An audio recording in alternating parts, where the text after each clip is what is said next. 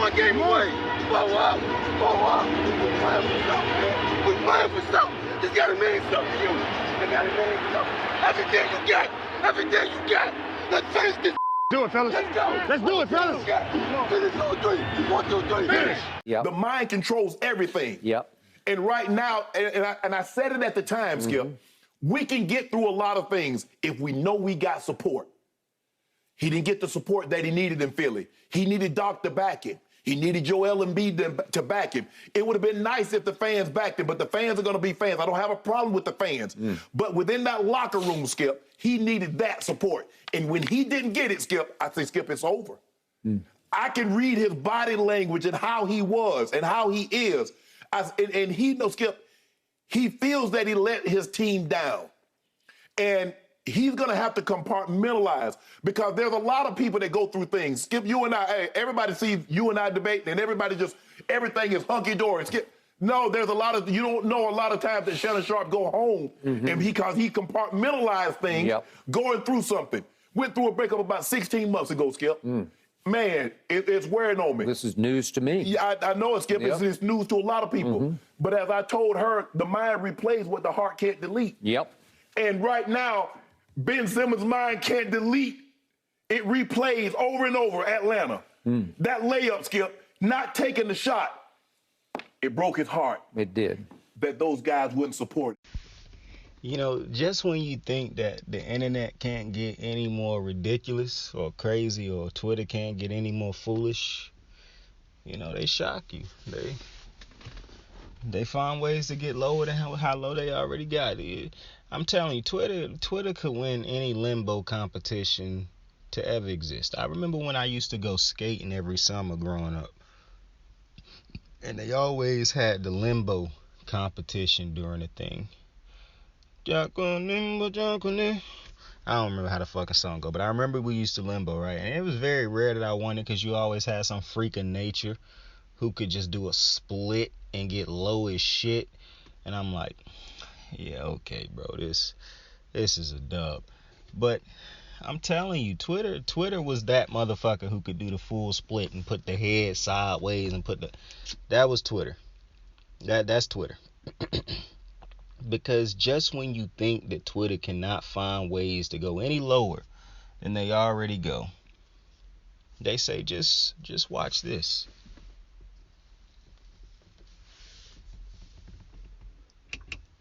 But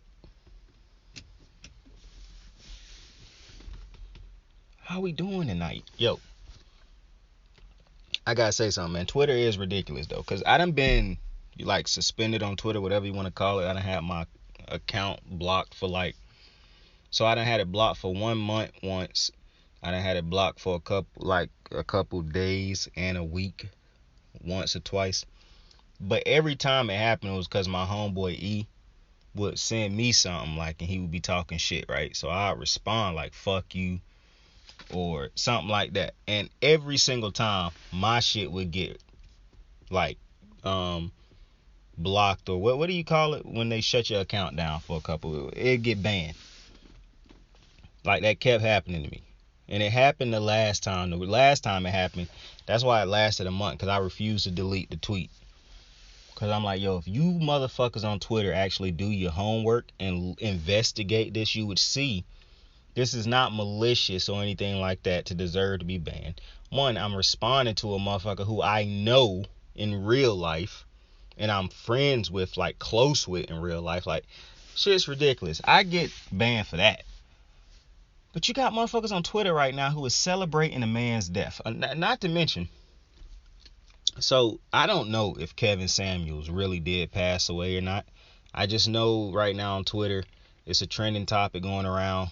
A rumor, I guess, until I absolutely know for a fact if he dead or not. But it's going around that Kevin Samuels just passed away at the age of 56. If he did, R.I.P. I don't agree with everything Kevin Samuels said.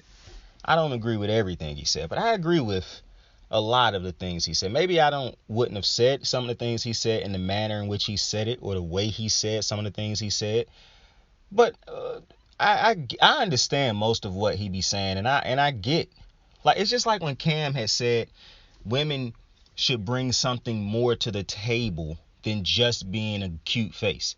But people twisted that and made it seem like he said something else. Because in turn, women can say the exact same thing about men. So it was wild to me when people had flipped Cam's words basically and basically decided to be childish. But that's just how it is. People like to get hyper and excited and overreact to everything.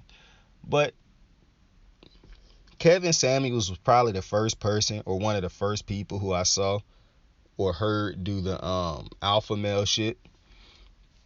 And I told you my thoughts on the alpha male thing, man. Like, I never grew up hearing that shit. I never grew up hearing dudes that I grew up around call themselves alpha males and shit like that.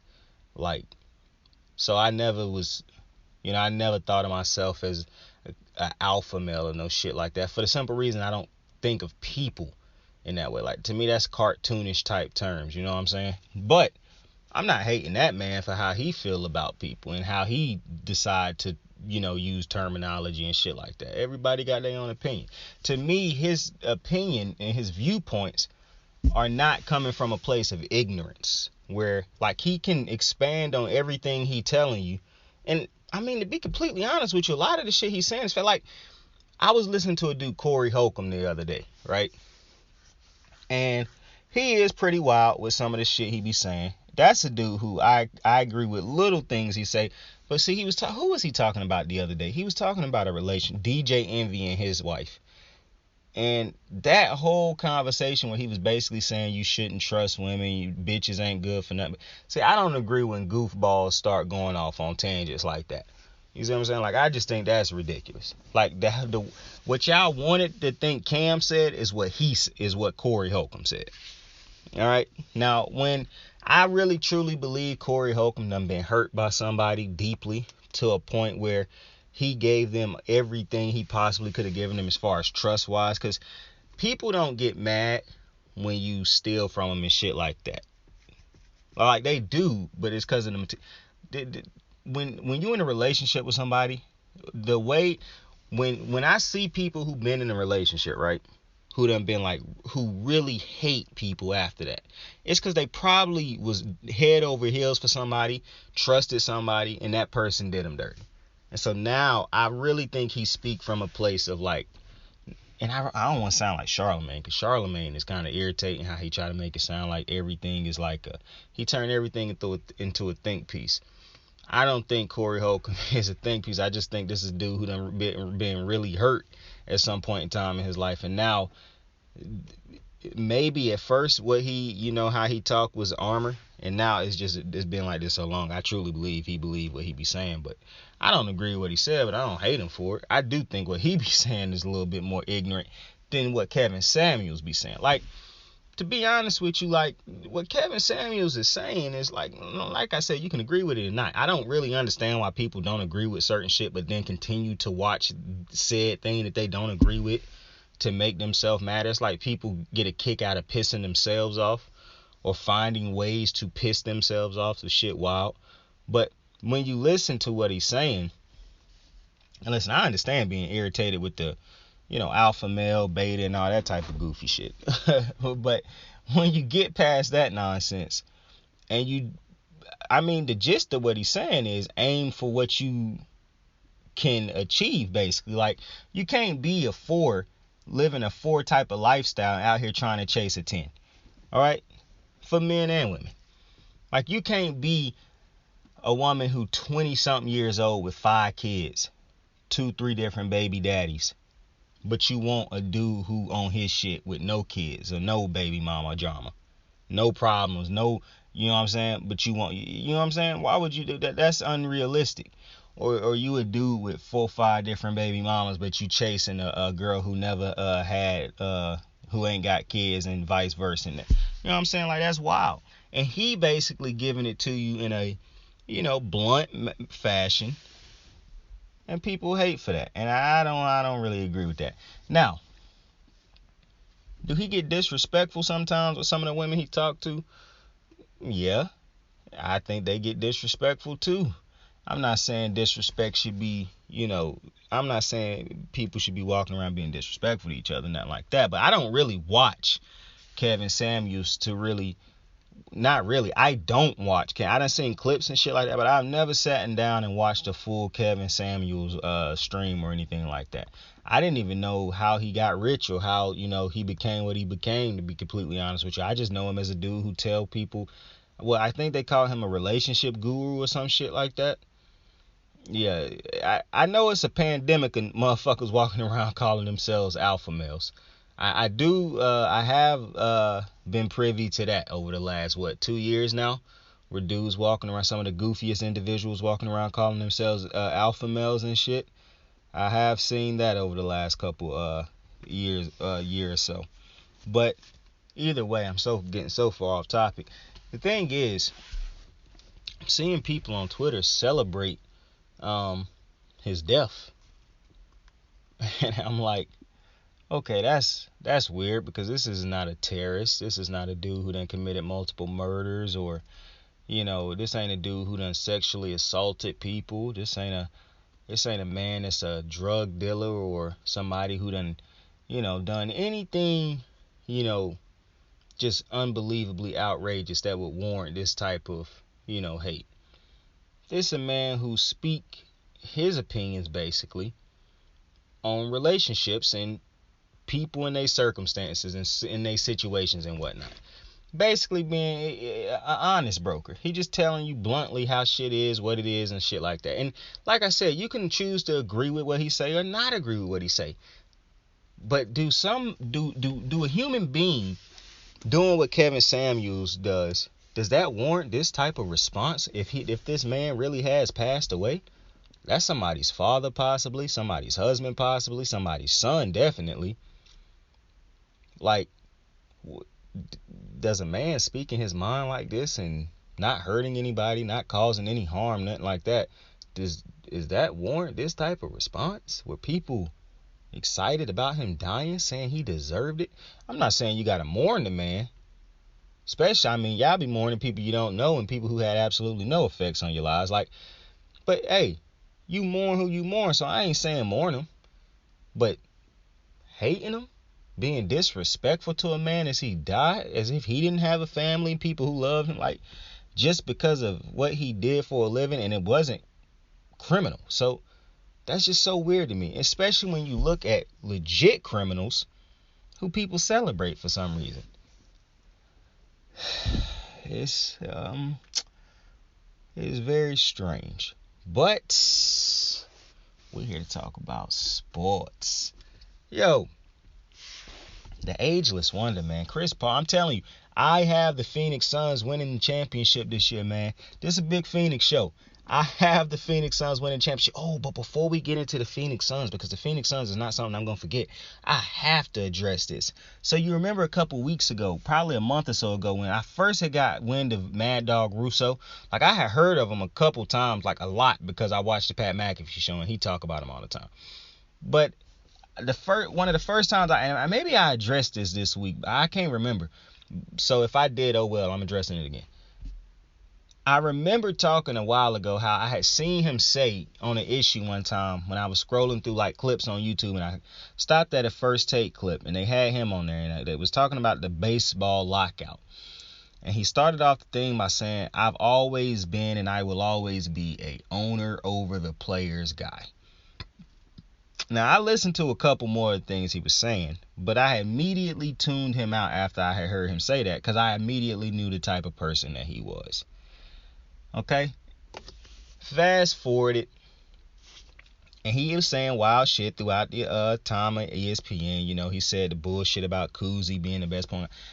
I said at a point in time, listen, I'm not understanding why ESPN continues to hire old white guys. Old, archaic, antiquated, thought-having ass white guys. The way these, and we're just gonna be straight up with you, just blunt. It ain't no sugarcoating this. Motherfuckers like him, this racist ass style of thinking is what it is. It ain't just archaic and antiquated ways of thinking. It's racist. And later on this week, and listen, I'm not saying that Mad Dog is racist. And I really don't want to keep calling him that. I wish I knew this motherfucker's name. I think it's Chris Russo, but I'm not for sure. But I'm not saying that he is racist. I'm saying this way of thinking is very racist. It has a shit ton of racial undertones. But so, you fast forward it now. And this week, when he on First Take, and he say, America is tired of Draymond Green. I wish he would just shut up and dribble. And then he basically doubled down on it because he said it again in another way. And this did not shock me when this, clip was going all around the internet and shit. Because when I heard the man say he takes...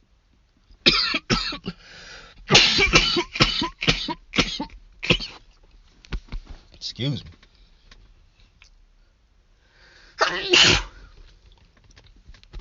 Bless me. Thank you.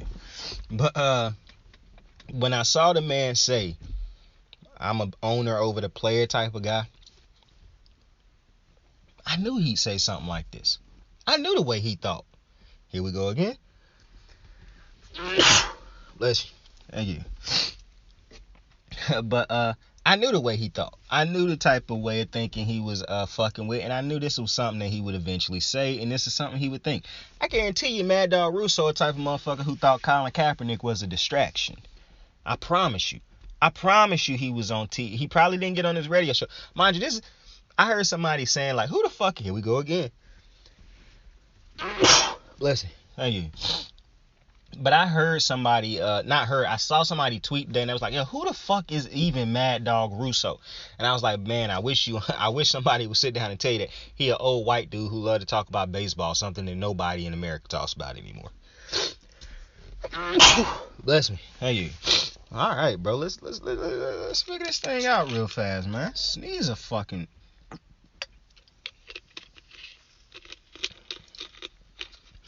Sir fucking sneeze a lot, eh?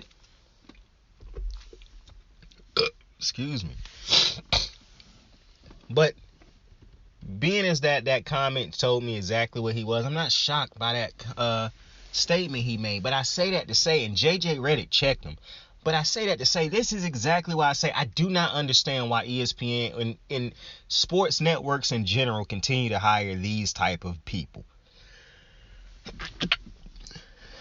Continue to hire these type of people, bro. When you have so many great, young, vibrant, up-and-coming journalists or sports journalists or athletes who turn journalists. Like, you have so many of those who bring so much more to these shows and shit now, but you continue to hire dudes like Mad Dog Russo. Like, why? Like, why? Who is asking for this motherfucker, for one? Listen, hey, that's about the 10th sneeze, bro.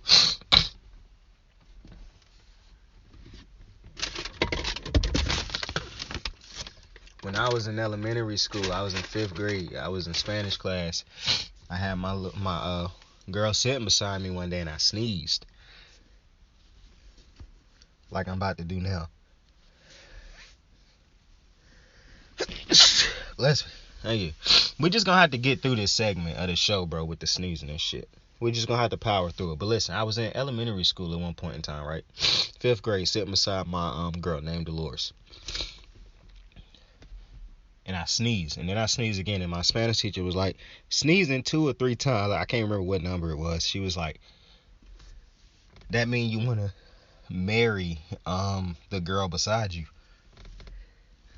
And I'm pretty sure she was bullshitting, and I'm fighting with a sneeze right now, so forgive me. I'm pretty sure she was bullshitting, but she also knew that me and Dolores was dating. And I don't even know why I dropped her name, but I ain't seen her since elementary school, so I feel comfortable with that. But just a peep game, bro. I ended up sneezing like 2 more times on purpose, bro, just to let Lil Ma know. We riding this thing out like 2 flats on a Cadillac, you understand me? But yeah, we never met after elementary school. But that's neither here nor there. Hold up, man. Me and this sneeze fighting like a motherfucking cage fighters, man. I'm trying to tell you. But like I was saying about these analysts, you got so many young, great analysts. Like Malika Andrews is one of my favorite fucking analysts. And I was not one of the people who was like, Rachel Nichols should be fired. I thought Rachel Nichols should have been suspended, had a talking to, probably done them dumbass classes they love to send people to, training classes, as if a motherfucker that old should be getting sent to a training class, something they should have been, something they should have been trained at growing up. But you do what you want to, but Rachel Nichols should not have been fired. Well, I see how great Malika is. I don't mind Rachel Nichols not being there anymore. But I just still think that's a lot of money to just let walk out of the door. Like, Rachel Nichols was damn great at her job. Personally. But Malika Andrews is unbelievable. Like, she is phenomenal at her job. Richard Jefferson, well, actually, let me address the first people who I think are just absolutely out of this world great at their job. Malika Andrews, Shanae Agumake, JJ Reddick, Draymond Green, what's my man name? Matt Barnes, not so much Steven Jackson is great. Sometimes I think he take unnecessary shots and is biased unnecessarily towards coaches and things like that. But for the most part, he good. But he not Matt Barnes is unbelievable. Like, those people that I just named, to me, they are unbelievable, top-tier, young, great analysts. Whether they be former athletes, current athletes, young journalists, it don't matter. Those are the type of people who should be on a TV screen. People who understand multiple generations right now, who not still coming from a Bob fucking Cousy generation of people. And that's all this dude do is get on TV and talk about players that's dead, basically. People who watch these players ain't living too much right now. No shots, but I'm just saying. Like, why are we putting those type of motherfuckers on TV? Jason Whitlock's on TV. Like, why are these the motherfuckers on TV? Listen, I like Colin Cowherd. I really do. And I'm not advocating for Colin to lose his job. Because I actually, you know what? Ignore that. Because I fuck with Colin. I really fuck with Colin Cowherd. And I gotta tell you, one of the reasons I fuck with him heavier, bro. You can see my ADHD, just love it. We bouncing around. But listen, I remember looking at the thing where they was talking about Ryan Tannehill on First Things First, and Nick Wright basically used it as an example of, when I was young and I came into this thing to back up Cowherd, basically, Cowherd could have trained, he could have said, no, I'm not training this dude who's going to take my job. And I was thinking to myself when he was talking about that, I was like, man, this is an atrocious example, because Colin Cowherd had no fear that you were going to take his job. I don't care how good you thought you were. Colin Cowherd had knowing where he had came from and knowing basically that he got paid a shit ton to get the job and the gig he had, and knowing how great a talker he was, bro, Colin had no fear that you were getting that. Now let's say they brought in Stuart Scott or young Stephen A. Smith. You think Colin gonna train them the same way you train him? And Colin, and this is why I like Colin, because he even I watched a clip today from his show where he was like, yo, y'all are naive. That was a straight shot at had to be at Nick Wright. He said it. I'm not training nobody to take my job. I have one of the best jobs in America. I'm not training my replacement to come in and take my job. So he agreed with Tannehill, and I agree. I just wanted to make a point. Like, I fuck with Colin. But like old people like Colin, and Colin's not really old, but older sports analysts like Colin Cowherd, Ramona Shelburne, like, and the people I'm naming right now are the top notches. Oh, yo, and in that first group that I named, throw in Maria Taylor. Throw in Maria Taylor, my Sunday night football expert. I'm glad she got that Sunday night gig. She really brought life to that meat fest, and I didn't even know I needed her there until she was there. I was like, what a breath of fresh fucking air.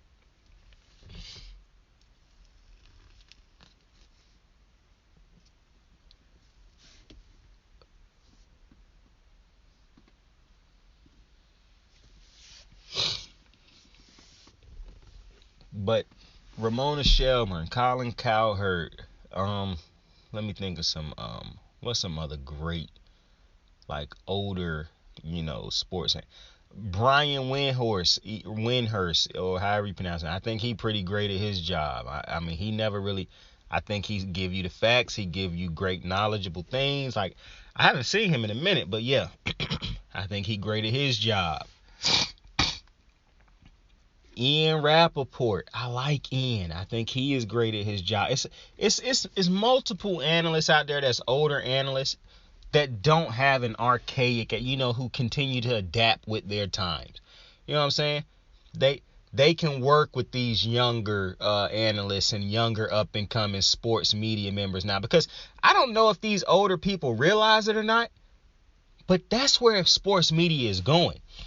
I said it when I first started this channel, because I said I always wanted to do this. I never started it, but I've been wanting to do this my whole life. But for some reason, never had the wherewithal to just pick up a mic or a camera and start recording. But one of the reasons I said I wanted to do this, because I believe that I will be successful at this, because I know what I'm talking about, and I don't talk about shit that I don't know what I'm talking about. When I make a mistake talking about something that I think I know, I think I know what I'm talking about, I'll come back and tell you I made a mistake and assess the situation, what we was talking about, and recorrect myself. These people have a problem doing that in the sports media nowadays. Look at Stephen A. Smith. Anytime people come at him for his ideas and takes, the way he do people, he do act like a gangster. Like, it's wild. Like, and then you look at these some of these older people now. Like, you can clearly see. Well, back to why, because this will help tie in. One of the reasons I said I want to do this is because, not just because I thought I could be good at it and whatnot, but because when fans get tired of watching people not know what the fuck they are talking about. Like, I watch every single fucking Baltimore Ravens game every year for the past 6 years. I have not missed a game. All right? I'm looking at these games with Lamar Jackson. Every year he done been our quarterback. I done seen every single game. And I'm looking at the things they saying about him, and I'm like, man, they are talking from the standpoint of people who watch the box scores and not the actual games. That's a problem. Why do I want to keep watching sports shows where I know they not watching my team play? They getting their opinions and stuff from highlights and everybody else. Well, that's what these old motherfuckers are doing, it feel like now. They don't have the time to stay up at night or the energy to stay up at night and actually watch the games and shit anymore. They don't have the what they be talking about. Oh, I'm too busy, I don't got the time. Yeah, whatever. They don't watch these things anymore, but they get on TV and talk about them as if they do. People tired of that. Fans, real fans, not these fanatics and these fuck ass fans. Real legit fans who want to know about the insides and outs of sports and who really love these athletes, because we look at them as human beings, not just pawns for our entertainment. Like, those motherfuckers want to hear from motherfuckers who actually know what the fuck they talking about. From motherfuckers who done been there, done that. Not from motherfuckers who got agendas and things like that. Like, I always thought it was crazy when I listened to the media talk about, we can't let the players vote because they clearly have agendas and have biases. What? I watched T.O. get held out of the first ballot Hall of Fame and then get held out a second year. And it wasn't like he had to wait like 3 or 4 years to get in. Like, what are you talking about? I see these motherfuckers hold people off of first and second, third teams and affect their money all the time. Ja Morant just got most improved player of the year. It's no way Ja Morant should have won a most improved player of the year when you are Ja fucking Morant. I see if he had got hurt and came back off of an injury. That's not what happened. So, what are you talking about? Agendas and biasnesses with the players. That's clearly happening with these sports analysts. But they continue to hire these old motherfuckers. And so that's why. And listen, I'm not saying all these young analysts are perfect. I can shoot through a list of these terrible analysts. I think Nick Wright is bad. I think he got moments where he good, but too many times his opinions and takes are just too biased. I think one of the worst analysts on the game right now is Emmanuel Acho. I think he is god awful. Like, he is by far the worst in the game right now, in my opinion. I don't even think it's close. I think it's amazing that because she not bad. I'm just bringing her up. I think it's amazing that a motherfucker like Emmanuel Acho could have a show basically But a motherfucker like Joy Taylor, who is unbelievable at her job, when she break down topics and shit, for the most part, she kill it and approach it from you can tell she know what the fuck she talking about. Now sometimes I will say, the reason I don't put Joy on the level of the other ones is because sometimes her she sound a whole bunch like she regurgitating Colin's thoughts. But I do think that come from her working with Colin for so long. You know what I'm saying? Like, eventually you start to... Plus, Colin is not like he's a jackass or a dumbass. Like, I know some shit people hear Colin say they think is outrageous, but Colin do say a lot of shit that's pretty smart. You might not agree with it, but you can tell it was a well thought up thing. And even Colin got old man, get off my lawn type moments sometimes, but Colin always talk about adapting and whatnot. And so, I can understand Joy, you know, when you're around somebody who is great at their job, naturally, when you're learning and shit like that, you start to pick up on things that they do. It's no different in everyday life. Like, if you on a job and you learn from a manager, whether it be a good or bad manager, you eventually, when you become one, from learning from that person, you train people and do things based off of how you saw that person do it. You might, you know, put your own flair on things, but it's things that you do just like them because that's how you was taught to do it. So, you know what I'm saying? It's really no different. You see how we tie that whole thing together, bro, so y'all can see that these athletes are just like fucking us.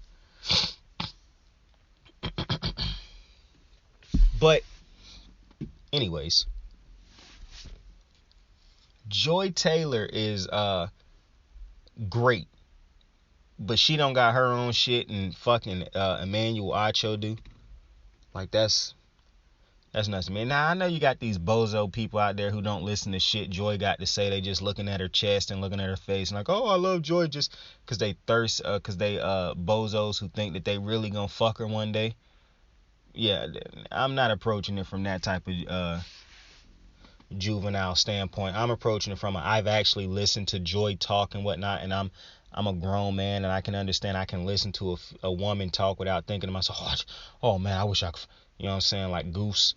Joy is unbelievable. Now, I don't think she is, like I said, I don't think she is on, you know, like Malika yet. Because I think fucking Malika is insanely good, bro. I'm telling you, like, I swear, it's like I saw Malika randomly one year on ESPN, and then the next year she took over Rachel Nichols' hosting gig, basically, and been knocking that shit out the park, and been getting more comfortable, meaning she been getting better and better ever since, bro. It's absolutely crazy. I like ESPN's little thing, but they don't... The thing is, they don't feel as big as TNT, which they never will, because that's Chuck, Kenny, Charles, that's former players, former great players, and EJ. They're never gonna feel as big as that. But I do think ESPN should redo their basketball thing. And I didn't think I was gonna get into this, but they primetime games need to have permanent hosts like TNT's crew. Not to mention, if you could get some people who talk about the game, because sometimes they got Greeny and Stephen A out there and something. Like, if we could get Will Bond out there sometimes, Jalen Rose. Like, I would like to see Malika, Jalen Rose, Shanae Gumake, and RJ Jefferson.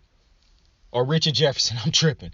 And Richard Jefferson. I would like to see those have their own pre-show, post-game show, halftime show, and let them grow together. Give them a legitimate set. Stop giving them that same goofy looking ass setup like you gave Rachel Nichols and them the jump and let that grow. So let them get a legit set, not that dumbass looking NBA Today set. Give them a legitimate nice little setup. Make it big, make it feel big, make it its own actual thing. Like, and I think these games on ESPN can be big because they don't feel nowhere near as big as TNT games, even though obviously if the game is good it do, but the TNT's whole setup is better. Now obviously I know you're not gonna pull in what they pulling in, because they've been doing this for a while and they actually funny and they great and they've been together. But that's the thing, they done been together so long, they got that type of chemistry. They know how to be together, basically, how to have fun together, how to push each other, how to, get something out of each other. I would like to see that go with ESPN. Now, granted, I don't hate ESPN. I just hate some of the hires and some of the decisions that ESPN continue to make. But you can see they actually do make some pretty good decisions. Like Malika Andrews is just a fucking home run. That is a fucking home run. And whenever Shanae Ogwumike decide to retire from the WNBA, that's a fucking home run. It's no way you don't end up giving her own show. Like, it's no way you don't put her in another because she already be in prominent spots. But she gonna be on there even more. That's a home run. Richard Jefferson, that is a fucking home run. I'm iffy on Kendrick Perkins, bro. He is not bad. I think he's far better than he was when he first started. But I don't think he is as good as them yet. And you know what? And another great decision. Getting rid of that goofball Hollins, bro. He was one of the worst analysts. Bro, he was probably worse than Emmanuel Acho. Dead ass. Like some of his takes was some of the stupidest. He had that couple months where he was just on a roll with dumbass takes, yo. Shit was crazy. And that's what I hate, man. Some of these motherfuckers get on TV and just say dumb shit for the views and shit. And when they see that shit get them views, they double down on that stupid shit. They don't even be believing it, man. They just want the views. And I feel like, and I just hate that that's where the sports media done went to. But motherfuckers like Mad Dog Russo continue to get these spots, man. It's crazy. Most people my age couldn't even tell you who the fuck Mad Dog Russo is. Unless you just grew up with parents who had that motherfucker blasting 24/7. I never knew who this dude was. Like I said, learned about him through Pat. Never had seen him until he was on First Take that day. And I couldn't have told you who he was if not for the fact Stephen A. kept calling him Doggy. And I was like, is he talking about? Because I heard somebody else call him, that was his nickname, and then that's who I hopped. And then the title of the video one day was like Mad Dog Russo, and I was like, oh, that's who this motherfucker is. But, you know, that's my rant basically on hiring younger, vibrant, up-and-coming analysts, whether it be young journalists like Malika or former athletes and whatnot. Like, I know Malika Andrews' sister is either a Golden State reporter, I think, or a Memphis reporter. She one of them. I think Golden State. But either way, I appreciate hiring the young and up. I wish Matt Barnes had, but Matt Barnes too big time. Matt Barnes too big time. ESPN used to have him a lot, man, but then he blew up, bro. He blew up. Matt Barnes too big time. See, that's what ESPN should be trying to do. Get motherfuckers like a Matt Barnes so they can blow up with you and not with somebody else. That's what I'm saying, man. These dudes, they must got archaic ass thinking motherfuckers at the helm who hiring these motherfuckers. Because how do you let Matt Barnes walk out of the building? Matt Barnes was great at being an analyst from the moment he picked up the mic and decided to start doing it. And they really let Showtime get that man. They really let him get locked up with a different company with his podcast and shit now, which basically more than a podcast. It is basically still at the it's a podcast that's being filmed, because I don't look at the Pat McAfee show as a podcast. I look at that as an actual show. What this is going to be one day is an actual show. This will not just be motherfuckers sitting down there. Like, we might be a group of people in a room talking with like a certain set of people all the time and whatnot, but it's not gonna just be because one day when we big, this gonna be a 3-hour, 4-hour show every day, like the Pat McAfee show. But yeah, this not gonna be like one-off interviews, uploading a video here and there every time. Yeah, we got bigger dreams than that. But Matt Barnes done blew up and you ain't got him now. There's no way you would ever be able to get a deal with this man done. You paying big money to get that man appearances all the time. You should be trying to get it. Look, you even almost had Steven Jackson, then you let Fox get him. So, and then I think Steven Jackson be making appearances on both shows. He about that bread. I respect it. But that's just my thoughts on ESPN. And any company basically hiring these. I know we specifically was talking about ESPN because that's what the company, that's the network that Mad Dog was on when he made those goofy ass statements. And shout out JJ Reddick. I'm telling you, man, I'm a UNC guy defending these and loving on these fucking Duke players, man. But hey, it is what it is.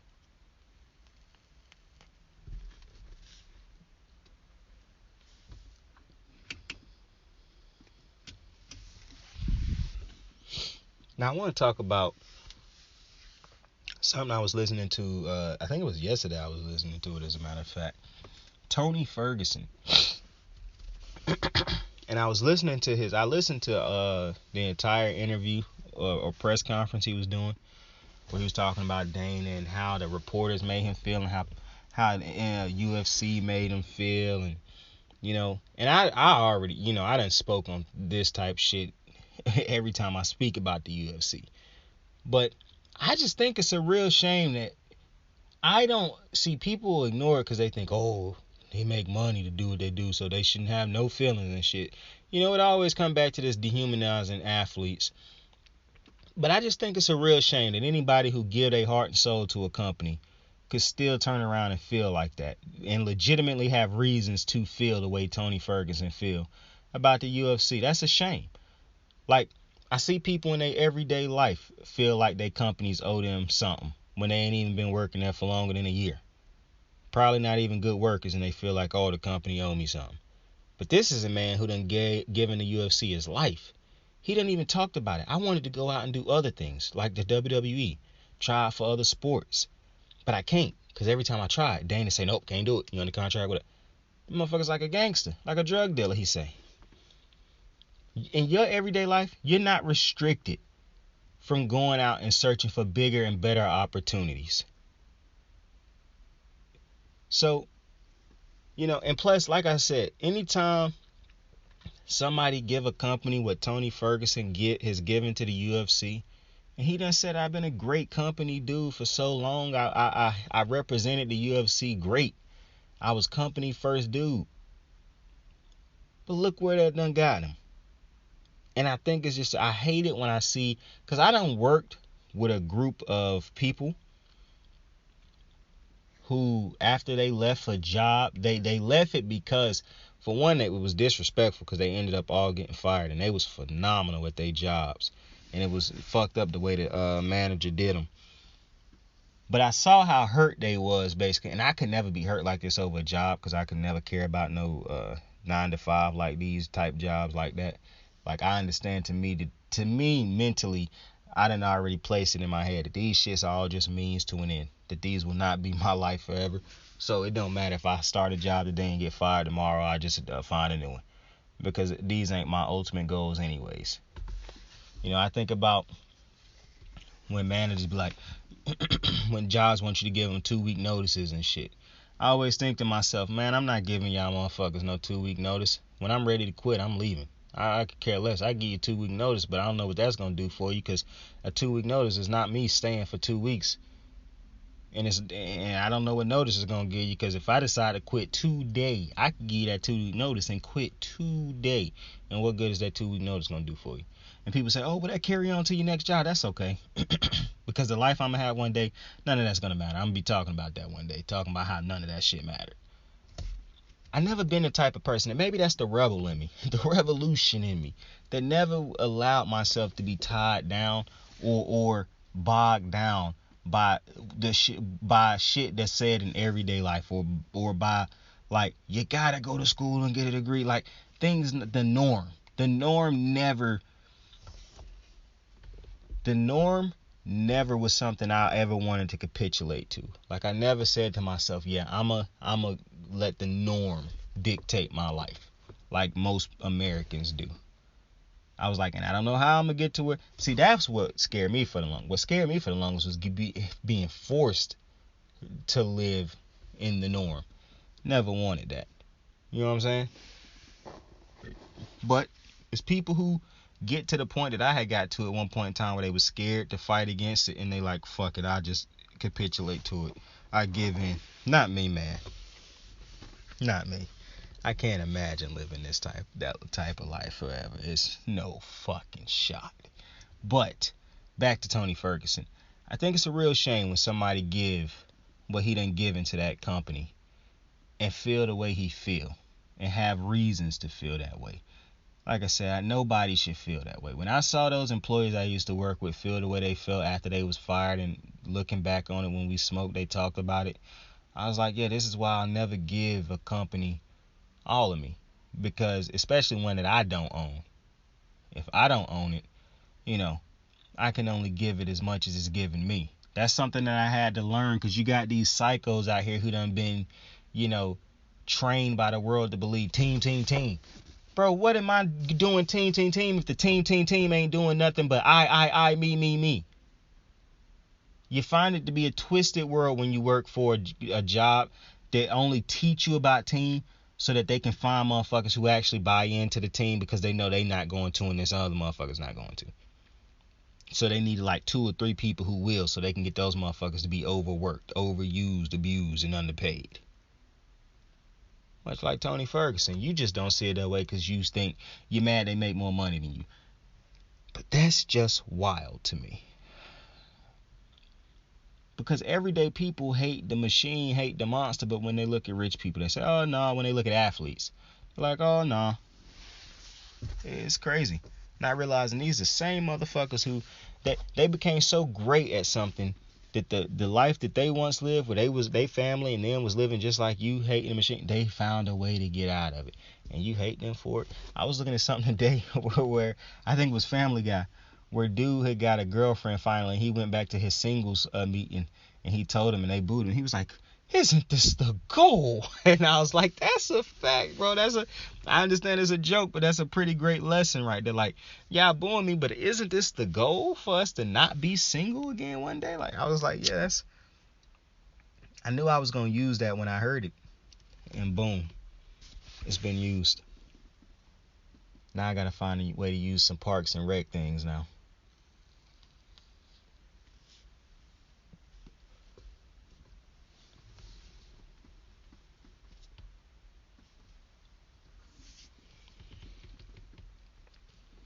And, when Tony Ferguson was moving back to Tony Ferguson, when he was talking about, when he had said something that was so powerful to me, when he was like, when the media was asking questions, he said, oh, so you guys are listening now.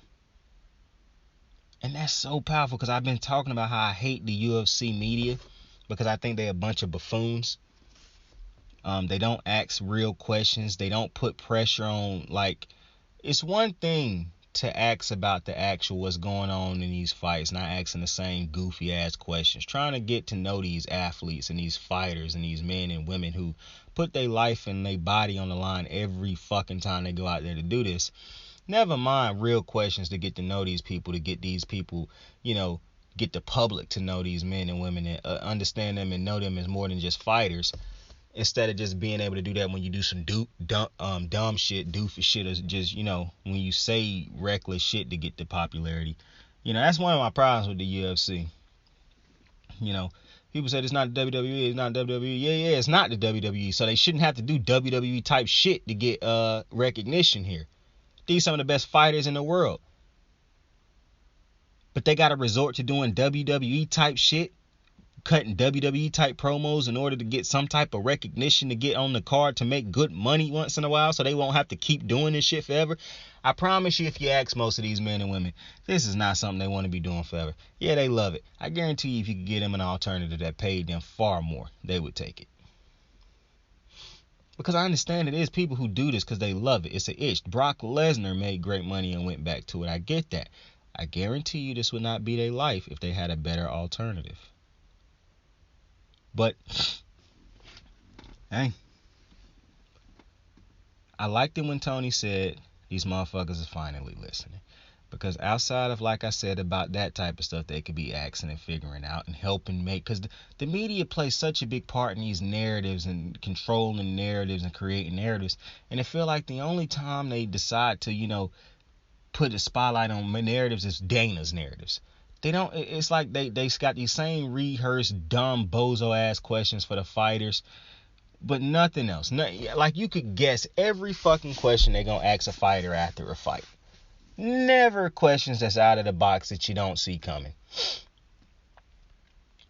And then Tony Ferguson talked about how these UFC commentators be calling fights, and he like, yo, I'm gonna be honest with you, sometimes these dudes don't know what the fuck they be talking. Yeah, that's why I watch most of these fights with the sound off. So, I personally, for me, I just hope Tony Ferguson, because he talked a lot about being happy again, finding the joy in this sport, and it reminded me a lot of when Shawn Michaels did his thing with the WWE. He wanted to find his joy again, and everything always take me back to that because I'm a WWE guy. But I hope Tony do find his happiness again. I hope he can do this. Win or loss against Michael Chandler this weekend, I do hope that he can find his joy again, and I hope he eventually can find. I think the UFC, how they treat fighters and the pain shit is criminal, but that's neither here nor there. We'll talk about that again. We will. But I do wish Tony the best, man. And I hope he, I hope he can get through this shit, man. Because, like I said, nobody who give what he done given to this company or to any company should feel like this. But the reality is companies don't view employees the way they like to make you think they do or the way you like to think they do. They treat you as just pieces and parts of an ever-going machine that you can be replaced at any fucking time. That's why the pandemic hurt so many of these motherfuckers who thought they was well-oiled machines. Started losing motherfuckers because the government was paying them more, and they was like, oh, wait a minute, we do need workers. It's crazy. But next, what I want to talk about is Ben motherfucking Simmons, my man. I hope Ben doing great.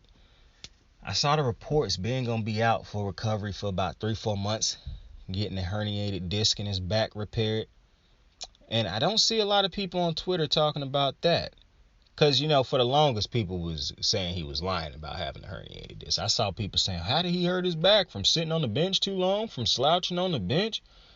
Yeah, all the same corny ass jokes. And now the man that had surgery. So where the jokes at now? Because, obviously it's still bozos out there making jokes. But where's the people who was calling him liars now? And so when we talk about Ben Simmons, I want to talk about not just Ben Simmons. I want to talk about this jackass organization known as the Brooklyn fucking Nets and why they will never be successful. And now I want Ben Simmons off of that team as much as I wanted him off of the motherfucking 76ers, because I want to talk about the 76ers in this also. But first, let's talk about the Nets. Because around towards the third game of that series, when they started saying Ben Simmons could possibly be back, and then they started talking about, I kept saying to myself, wait a minute, if this man have a herniated disc in his back, and if all the reports that's coming out about his health and whatnot, and how could he be back right now? And so I instantly thought to myself, this is not Ben Simmons' camp pushing this narrative. This is the Nets camp pushing this narrative. This is the Nets trying to say, this is them basically pressuring Ben Simmons into get back. And then after the series and shit, obviously, they even went on to the media and started doing the same thing, basically. Probably leaking out stories and shit, saying they was mad because they thought Ben, basically doing the same shit to him that the motherfucking 76ers did to him. And you got to be a real trash ass organization to, when you go down 2 games in a playoff series, to try to force Ben Simmons back and turn it into now we lost because of him. Which I realize that's what was happening towards the end of that series anyways. But the fact that it's actually a reality that happened afterwards, that it was people trying to put this on Ben Simmons, is disgusting. And I know Ben Simmons can't hold out and not play now because it'll look bad for him not to do this to 2 teams. But this is disgusting by the Nets. To try to force this young man to come back and play knowing his situation because you don't want to get swept.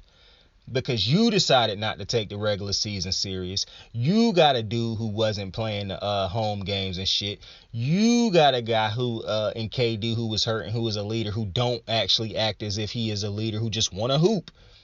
You the ones who hired a head coach who is not an actual great head coach. The only thing he is in head coach at is head coach in title alone. But he is actually not a head coach because he don't do shit that you would need a head coach to do, especially a competent, good head coach. But you decided to find a way to put this all on Ben Simmons, or find ways to put pieces of this on Ben Simmons. This is disgusting. And going to the fucking 76ers. You really dropped the ball on this. Because like I said, I gave you some time to think about this. You could have fixed this. Because you're about to lose in the playoffs in Miami. And I'm looking at James Harden, and I done seen everybody talk about him. James Harden basically the third or fourth best player on this damn team. I don't know how Danny Green is still employed in the NBA. He is a three-point specialist who cannot hit three-pointers. It is absolutely wild. Have not seen a three-point specialist miss threes as bad as Danny Green missed threes sometimes. And, it take a lot for me to critique Danny Green because that's UNC brethren, right? That's UNC blood right there. And I never went to UNC, but that's my hoops college team, so I rep them like I went there. So it take a lot for me, and he won a chip for UNC. So I hate going at Danny, but yeah, this is getting ridiculous, Danny. It's starting to look like you need to go ahead and I'm not gonna say retire, but man, come on, bro. Ever since you got that damn dead shot tattoo on your fucking elbow, bro, it's been all downhill. But aside from motherfucker Danny made me forget what the fuck I was talking about. We was talking about the 76ers, but Maxey, he is the second best player on the team. I'm gonna be honest with you. If I'm the 76ers have to re-sign James Harden. I don't think they're gonna give him a max contract. If they do give it to him, they know they fucked, because you're not trading that contract. I think teams are starting to learn these older stars that played a certain type of way that ain't got it. Like, I don't think he finna get slung around the league like Russell Westbrook. Like, I think teams are seeing very clearly James Harden he never been a workout warrior. He come into the season out of shape every fucking year. Like, you got a player who clearly not committed to being great. He want to be great in just in words alone, but he don't actually want to put in the work. What you see these other, and I'm not saying this like I know James Harden. I'm just going based off of the information that we have on a year in, year out basis with James Harden. This is getting ridiculous. Now, for the 76ers, I don't think you could flip James Harden. Obviously, he could be a free agent at the end of the season. I think you're bringing him back regardless. However, you might as well go ahead and turn the motherfucker into just a flat-out pass first point guard, since that's how he playing now anyways. Motherfucker took, the third or fourth most shots last night. Bro, you're supposed to be the best player on the team. And this is why I say the 76ers organization is a bunch of buffoons. Because there was ways you could have fixed this shit with Ben Simmons. And you chose not to. You gave up when you thought that, he being childish. When in actuality, and I'll continue to say this till the cows come home, a saying that I heard before. Listen, Ben Simmons is human, and he had a bad moment. I'm not excusing his play. I wonder why he didn't take that shot too. It was his worst moment. And in his worst moment, his teammate and his coach did not have his back. They felt the pressure, so they wanted to throw somebody under the bus, and they threw him under the bus. And in his lowest moment, dudes who he thought was going to have his back didn't. And not only did people still not have back, people piled on. They said, he weak, he a punk, he got no backbone, he heartless, he's scared, soft. Started attacking him personally. Like that ain't somebody's son, brother, dad, husband. It's a human being who y'all going at like that. He said he was dealing with shit mentally, which I completely understood, because I would deal with that a certain type of way mentally if I've been rocking with Joel Embiid my whole career thinking that this going to be my boy. This the last person who I think going to throw me under the bus. The last person I think going to throw me. Me and this motherfucker been rocking like this forever. Joel Embiid not going to throw me under the bus. I think the game changed when Ben Simmons didn't take it. What? Even if you right, my boy, that's something you talk about to me in the back. You don't do that to me in the public. And any motherfucker who ain't never been a team player or played sports, I'm gonna be like, oh no, you baby and Ben Simmons. Fuck you. That could do something to somebody's mental. I love how Shannon broke that down. Those was the dudes who he thought was gonna have his back no matter what.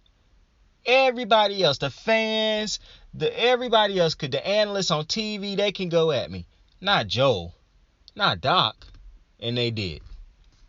And that hurt him. That made him feel even worse than he already felt. Because your teammates supposed to be the ones who pick you up when you at your lowest, not pile on. And that's exactly what they did. And instead of giving him the time and actually trying to work this shit out with him, It's a ton of things the Sixers could have done. You publicly disrespected them. Why can't you publicly show them love? Why can't you publicly continue? I don't care if you say, oh, we gotta treat him like a baby. Yeah, because this is a ultra talented motherfucker who you hurt. Everybody want to say, oh, this a man, this a man, this man. This dude is a 20-something years old, bruh. This man this is a young man who y'all is trying to tell to stop being emotional. Just because you motherfuckers done been hurt by somebody in your life and it's hard, cold motherfuckers who don't feel nothing. No. This is a dude who thought y'all had his back. And he was hurt. And mentally it fucked with him. And he did not know how to get past that. And the world just kept piling on. Kept piling on. Kept piling on. The people who tried to have his back, they got drowned out because the ignorance just kept piling on. This man didn't kill nobody. This man didn't take shots at people's families, at their moms, their dads, but that's what started happening to him. People started to say he was lying about having mental problems.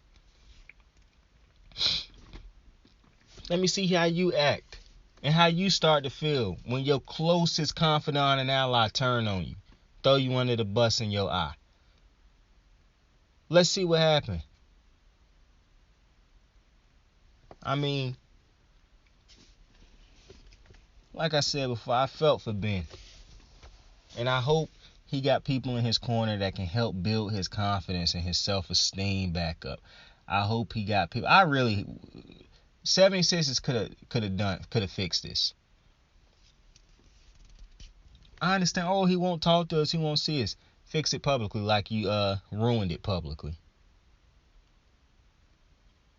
We love Ben Simmons. We were wrong for what we did, for what we said. Let your egos go because if you really love somebody and fuck with them, your ego won't get in the way of trying to fix shit. But you hear Joel and B getting tired. Oh, I'm tired of this with it. Because they only love you when they need you for something. They have become just exactly what the fans was. It was a temporary love. It was a stipulations based type of love. And that's exactly why his mental was all fucked up. Because he started to realize that. These dudes don't love me. They don't fuck with me like I thought they did. That's tough. Mentally, that's draining. That can crush you. That can do a lot of things to you. But y'all try to tell that man how to deal with it. There's nobody telling y'all goofs how to deal with y'all personal problems. And God forbid somebody do. Oh, man. I just think it's crazy. You treated that man like he wasn't human, and now the man that had he having his back surgery, and I hope everything, I hope you heal up, Ben. I hope you know what I'm saying? Because he didn't deserve the bullshit that y'all just put that man through this year. And analysts on TV going at him. I'm like, what's going on, bro? This is fucked up. It's bullying. And I feel like the only person who had his back was Shannon. So, I hope Ben get right mentally, physically. I hope he get to a happy place. And even if he don't get to a place where he ever want to hoop again, fuck hoops. That's a 20-something-year-old man, young man. I want that man to be happy and healthy so he can live a happy, healthy life. I don't want to hear a story about Ben Simmons taking his own life before he 30-something years old. I don't want to hear him taking his life, period, but I definitely don't want to hear that because this hate and stuff got to him. It was a porn star. You didn't think it was going to take this turn. What was her name? Because I remember reading that story. I think it was a month, August Ames, I think was her name. I think she killed herself because of bullying, basically, because the internet started going in on her and shit like that. Just because of basically how she felt. Yeah, y'all gotta chill with that shit, man. Like, y'all really don't understand what y'all are doing when y'all constantly take these shots and just go so hard at people on the internet with y'all words, calling them bitches and pussies and goofing on, oh, little bro, Ella, thinking that this shit is funny for clout and shit. These is people mentals that y'all fucking with, man. These people got families. They got people that love them, that they love. These are not fucking robots, bro. These are people who really don't know how. Some of these people don't know how to take this type of hate. Ben Simmons didn't grow up with people telling him they hated him and shit like that his whole life. And now for a whole year, because this man couldn't find a way to get back on the court, people started to hate this man and go at him started to go at him personally and shit like that. This woman, August, because of how she felt about, I can't even remember what it was, but because of how she felt about a certain situation, motherfucker started going at her real heavy because of how she felt on something. And it wasn't nothing that was like disrespectful or harming or something like that. It was nothing that warranted the type of hate that y'all be sending motherfuckers' ways. And y'all just go at him and keep breaking him down and keep chopping at him. And because y'all motherfuckers are 24/7, some of you trolls go to sleep and there's still always more trolls that is going to just give it to them 24/7 and just constantly beating at their mentals. And then you wake up one day and they trending because they killed themselves. And you motherfuckers start sending fake love and then trying to place the blame on everybody else but yourselves. And I think it's fucking disgusting. And Twitter love deleting comments for all types of goofy shit. But for some reason, they don't see a problem with these bullying that go on Twitter towards these athletes who are in their 20s. And y'all expecting these motherfuckers to just take all this hate and disrespect and shit that y'all say. And then as soon as any one of them say something, it's shut up and dribble. Or they make millions of dollars, so they shouldn't feel this type of way. That's rough. And that's ugly. That's sick. That's disgusting.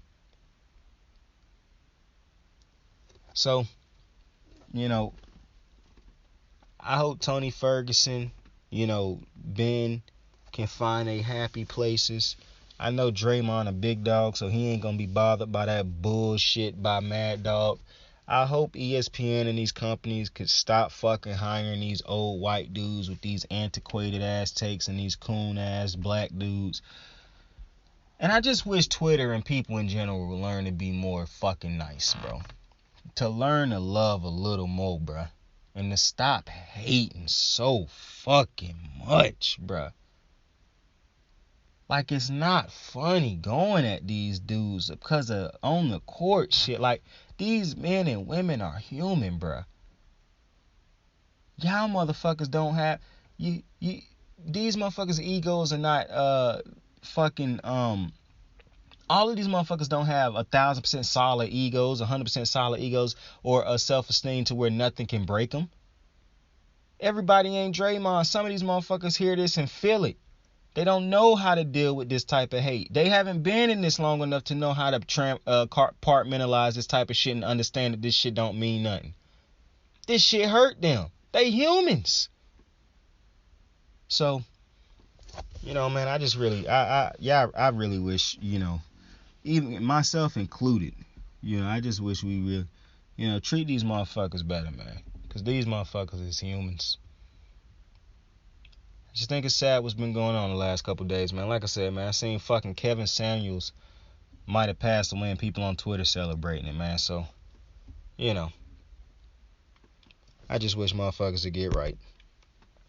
But before we go, I thought it was over. Hold up, wait a minute. Y'all thought I was finished? Nah, man, because we were supposed to be talking about the motherfucking Phoenix Suns. Man, my man Chris Paul got it going. I don't know what's done got into CP. I don't know what's gotten into CP, but man, it feel like the Suns year. So I had said already that I thought the Suns was going to win it all because I really do think the finals this year is going to be Phoenix taking on the Bucks because the Bucks look good. And even though what I'm seeing the Celtics do to Giannis is very impressive. They done basically held him under big crazy numbers for the first two games. But, man, it's something about these fucking Suns, man. I'm telling you, they remind me of that Spurs team that lost to Miami that year and then got back the next year and beat them.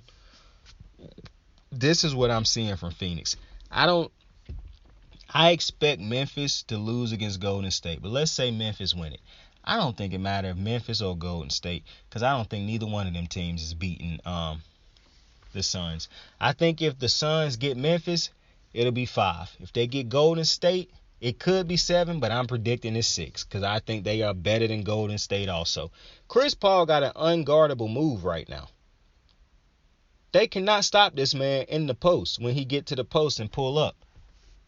He is still got. Look at the ball movement with Phoenix. Look at how they can so effortlessly allow Devin Booker and Chris Paul to work and still keep the ball movement going.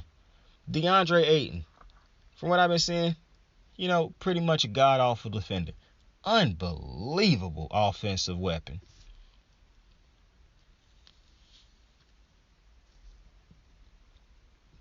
A real problem.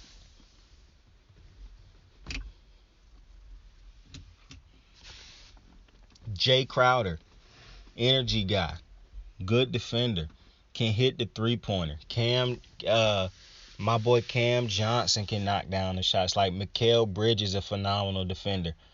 Cameron Payne need to fix that jump shot. That shit been, for one, Cam got a hideous jump shot, but that shit been broke as of late. But I mean, the fourth quarter that they just had against Dallas was just ridiculous. They missed 3 shots, and I think they made like their first 9 or 10 something shots. Like it was crazy. And like I said, if Dallas wins 1 game in this series, I will be shocked. Because the Suns are so far and away better. Listen, Luka can keep these games close throughout certain points all he wants to with all the scoring that the Suns allow him to do. At the end of the day, the Suns just have this switch that they can push on Dallas specifically. And they did it like the other night. Chris Paul went crazy, and then he got his break. Devin Booker went crazy. Like, for one, Dallas can't stop these motherfuckers at all. At all. But on top of that, I just don't think they can score enough points. I don't think that they really have to pray that Chris Paul and Devin Booker struggle. The problem is Chris Paul can struggle scoring-wise and still get other motherfuckers going. So I do not see a scenario in which Dallas wins a game. I don't think they're going to win at their own building. But maybe they sneak and get one. But my reason for not, because I think Memphis is better than Dallas, right? And even Memphis was about to lose both home games, but Ja found a way. My problem in thinking Luka, because Luka could find a way. But I don't think he's doing that against Phoenix.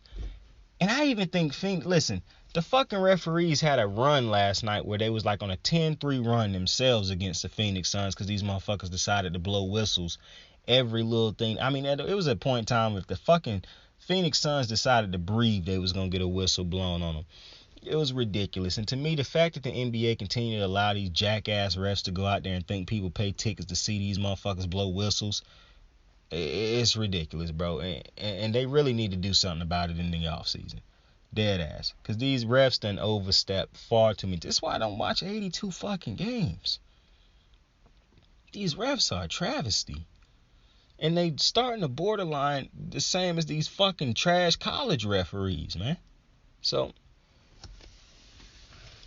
dude, they got to do something about them motherfuckers, man. But I'm looking at the Bucks over there against the Celtics, and I do believe the Bucks are going to win that series, but I'm looking at what the Bucks is doing, what the Celtics is doing to Giannis. And I'm thinking about Chris Middleton being out. And listen, Drew Holiday is a good player, but the beating he going to have to go through for these next 2 rounds just to get to the finals, man, that's going to be hard trying to then do this against Phoenix, who I think look better than they did last year, man. Oh, man, Phoenix is my pick, man. If I'm wrong, I'm wrong. But, boy, Phoenix, obviously I would love for Curry to win it all. But I just think this is CP3 is not just looking determined. He playing like a man possessed. Like, I am getting my first fucking championship, bro. And I love it. I would love to see it. Because Chris Paul, my second favorite point guard all time. It's Steph, then it's CP. I would love to see CP get his championship ring this year. Would love it. That's the second most thing I want to see. Either I want to see, obviously I would love to see Curry get 4. But if I can't see Curry get 4, I got to see CP3 get 1, bro. I have to see CP3 get a ring. I thought it was going to happen last year. I acknowledge that team just was not good enough to stop Giannis explosions. This team is. this Phoenix team is good enough to beat Giannis in the Bucks. And they're good enough to beat the Warriors, in my opinion. So now, with that, I appreciate you for joining me on another episode of Kickin' with Saint. Listen, man, I'm dead ass serious when I say, man, as people, man, gotta learn to be better, man. Gotta learn it. And this ain't just going to athletes, bro. I'm talking about period. Piling up on motherfuckers. Like, it'd be one thing if motherfuckers is out here being racist, saying just, it'd be one thing if you going at motherfuckers who actually out here trying to hurt people, trying to make people feel bad. That's not what y'all doing. Y'all go at any fucking body who say something that y'all don't like or do something that y'all disagree with. Y'all start going at them hating wise. Y'all don't want to teach. Y'all want to hate. And that's just what lead to people killing themselves and going through mental issues and things like that. It's no secret. To me, I'm not surprised that celebrities go through mental problems because they can have people coming at them 24/7 on Twitter sending them hate every hour of the day. Imagine that. You go to sleep with people sending you hate. You wake up with people sending you hate. When you go to breakfast, people sending you hate. When you go out to walk your child or do shit with your child, take your child to school, people sending you hate. You go home again, they sending you hate. Every single part of your day, people sending you hate left and right. People like, oh, well, you don't have to look at it. You get their account and see if you forced to see some of that fucking hate that's coming your way. And then you turn on the TV, so you can't watch TV at all then because the analysts on TV and the sports people on TV who supposed to be unbiased and whatnot is sending you hate. So, I just put yourself in these people's shoes and, just see how you fuck with it. But, tell somebody you fuck with them, tell somebody you love them. Saying out. Hey, right out. Got my niggas in the bag blowing white out. We gon' bump this shit real deep into the night out. Keep it 199, just ain't my style. Sing the time, staring out the window of the night route. They never ever understood for the most part. Hey, wonder how them niggas treated Mozart. Hey, did they try to put him on the Zoloft? Oh nah, I was penalized for being too alive. I was penalized for being too alive. I was penalized for being too alive. I was penalized for being too alive. I was